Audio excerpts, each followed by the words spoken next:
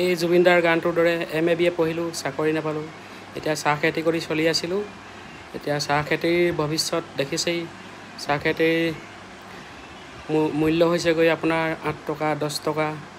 এতিয়া আমাৰ ভৱিষ্যতবোৰ কি হ'ব? আমাৰ ওপৰততো চৰকাৰে একো গুৰুত্বই দিয়া নাই, অসম চৰকাৰে।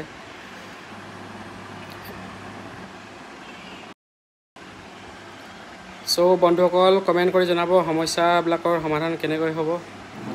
জয় আই অসম, ধন্যবাদ।